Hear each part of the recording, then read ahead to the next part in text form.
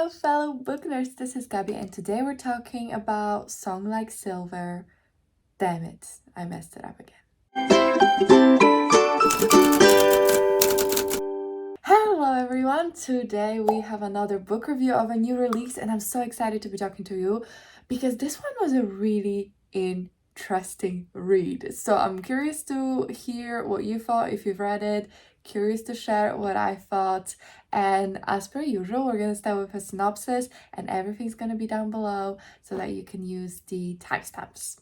So Song of Silver Flame Like Night is a YA, I believe, high fantasy. We follow Len, who is a song girl, so that means she performs in a kind of theater, I guess. She's a part of once great nation which has fallen to invaders and Alatian rule and is now being subjugated. She lives in a place called Hakgong, and I think you can really clearly see the inspiration of real world history, colonialism, and this being China-like, Hong Kong-like situation. So basically she's part of the subjugated race and class, and she is kind of surviving every day. Her mother died when she was a child, but she left this symbol on her wrist, and she's ever since been trying to uncover and understand what the symbol is and what her mother wanted her to know. One day when she's at work, this guy called Zen comes, and turns out he's a practitioner, which means he can use, I don't want to call it magic,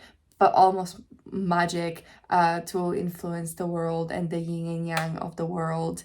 And turns out maybe Lan has those same powers, but untrained practitioners are very rare. There used to be 100 schools of practicing. It was a big part of Han's religion and way of life, but now there's only one school of practicing left. So Zen and Lan team up to find out what her mother left her and defeat Alatians, who have their own twisted kind of magic where they use metals to channel magic. I think that's the gist of it. I hope I explained that semi-well. I'm sure you understand more as we go. This is non-spoilers, don't worry about all that.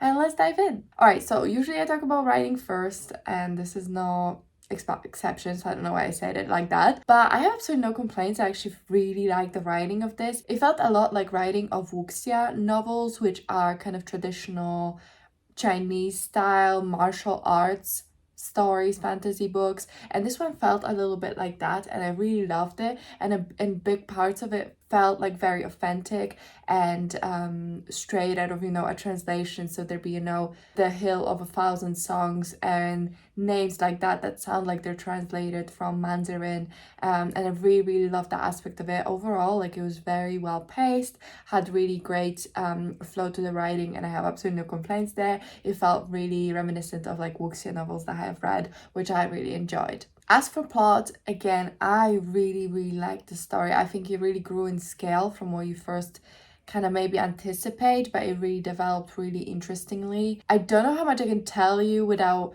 you know, spoiling anything, but I really loved exploring kind of the practicing side of things, the yin and yang, and how the magic system worked in this one. I really liked how Alatians have their own type of magic and how they access it, and how Han people access their type of magic. I just really loved the dichotomies there of, like, you know, the balance, living within nature versus bending it to your will. I really loved all of those aspects of it. And without spoiling anything, there is a corruption arc in this book with one of the characters, and I thought that was done really interestingly and really well done, and I'm super curious to see where this goes in the sequel because it was executed flawlessly and I really had a good time with it. Okay, now let's talk about characters. So Lan is our main character, and I found her to be a really interesting and well-developed character that felt like a real person. She had her hard moments, she had the let's go, I'm hot-headed, let's do this kind of moment, but then also she had a lot of moments of levity and funniness and understanding that this person has more authority than you, so sometimes following their advice is a good idea. I'm not the biggest fan of like super hot-headed protagonist that does not even care a little bit about rules. Like, I like that, and I like discovering her magic with her. I like discovering her family history with her.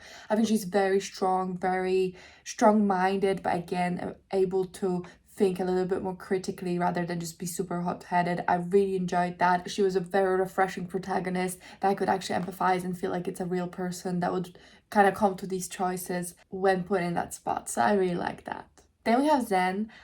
So he is the love interest, the guy, and he's been a practitioner for years since his childhood. He also has some traumatic past where relations killed his family, so they had that in common.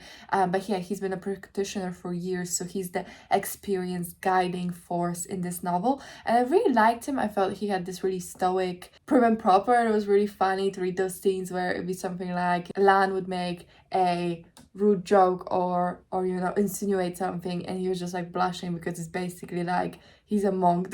He was a monk his whole life. So I really liked that. I thought their dynamic worked really well for me. I had a lot of fun with it. I thought they had really beautiful chemistry, really great relationship there, and I think I'm even more curious to see where it goes in book 2 because there was some spanner in the works as per usual, but that's what made it even better. So I really liked that aspect of it. All right, themes is probably where I have the most kind of to say or share with you in terms of like whether this would be an interesting book for you, because this book really dives into some heavy topics and does it really brilliantly. I mean, the whole pièce de résistance, I guess, is imperialism, colonialism, the metaphors and the exploration of that, you know, of the British rule in China, and then also the stripping of the culture and how invasive and damaging and terrible it is to take away and strip away people's identity. I really liked how it was showcased, you know, in big ways in the overtaking of the cities and governments and all of that. Like, that was really important to see, and that's the big ways, but then also smaller ways where it affects everyone's way of life, even down to names, which in the older kingdom, the names were multisyllabic or had like 2-3 parts to it, whereas the colonizers came and found it too hard to pronounce, so now everyone has one monosyllabic names like Lan and Zen, which are not their full real names. And I think just showing it those little smaller moments of oppression really brings to life how terrible it is. I thought, yeah, the death of culture and what it takes to be peoples, and how damaging it is to strip all of that away. That was very interesting. And another aspect of the, I guess, themes was balance and the yin and yang and how that works together.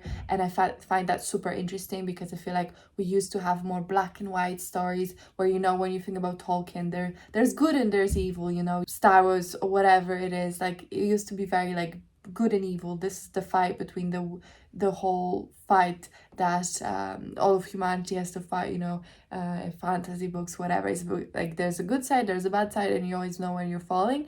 And I think kind of more Eastern philosophies do account for the, you know, the balance of things, the balance of good and bad, and what's actually bad is imbalance. So, you know, I like that there was yin and yang energies, and the I think yang was considered the bad energy, I'm not sure, but like it's like bad, but it's not really bad, it's just you know, it's more connected to death and things like that. And because we're scared of death, people associated with something bad in this world.